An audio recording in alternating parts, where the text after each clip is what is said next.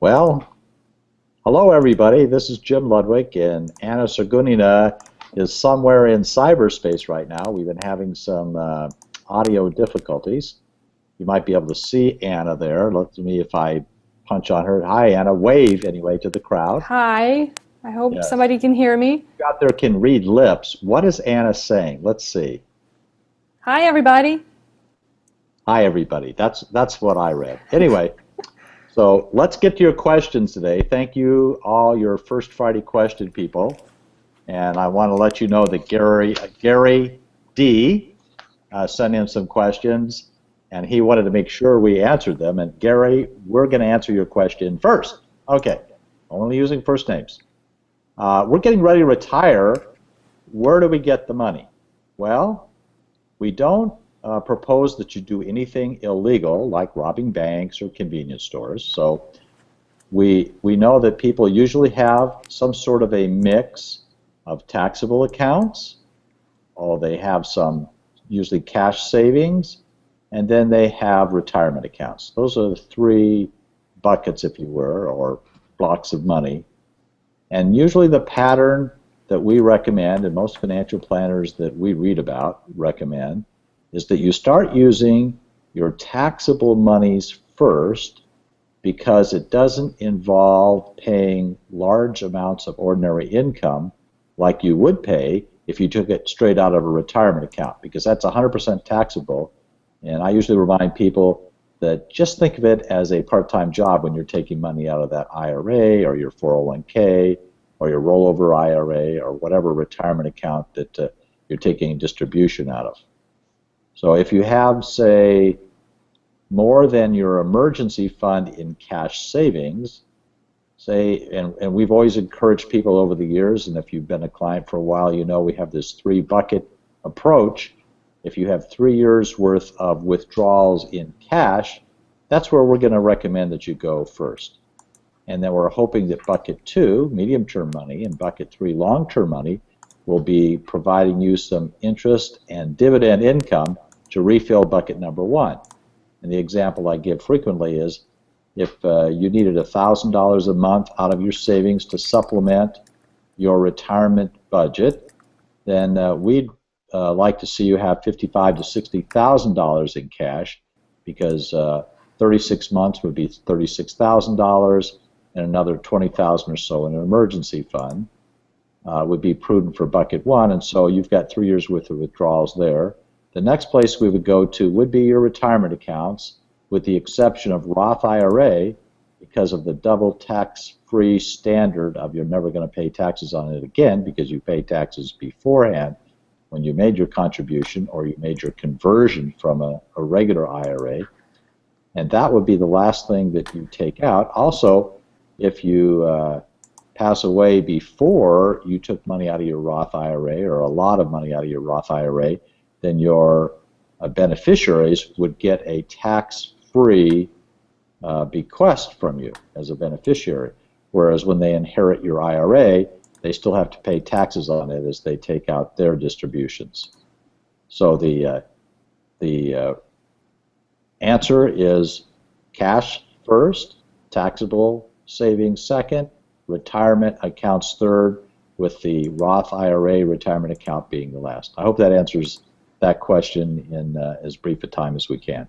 The second question we had, and this is the one that Anna was going to answer, so just pretend that this is Anna. She said, what would you recommend for a woman in her 20s to manage her saved money? She's just putting her income in a savings account right now, and she's in a position to save most of her income for a while and hopes to buy a house in the not too distant future.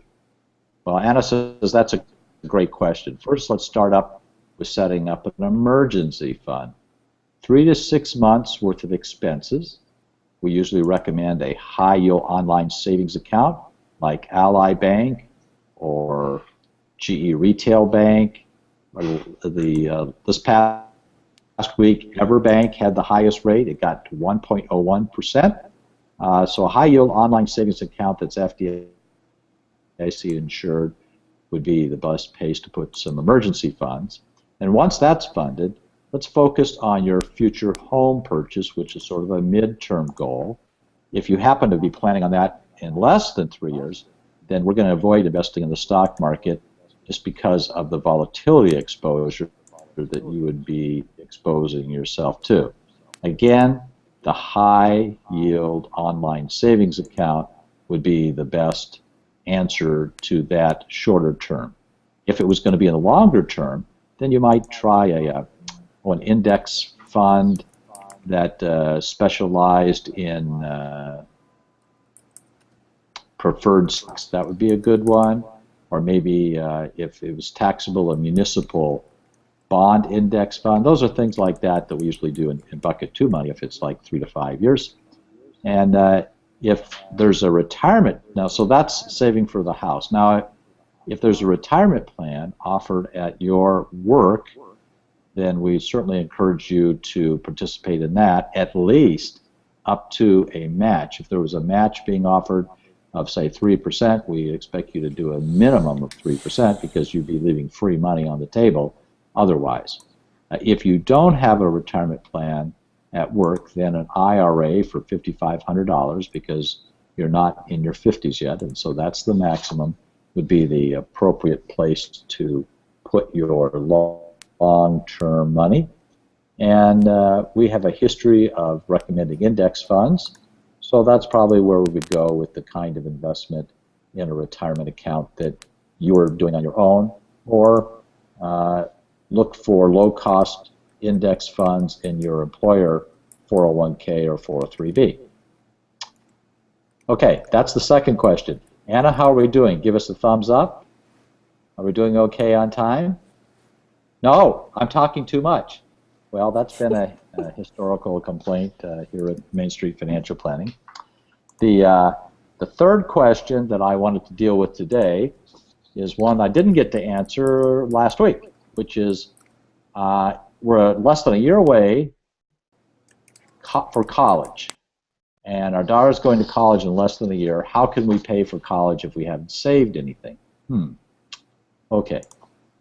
Well, the first thing you would do is explore financial aid, both at the high school counselor level and at various colleges in the area would be a good place to start because they're experts in that area.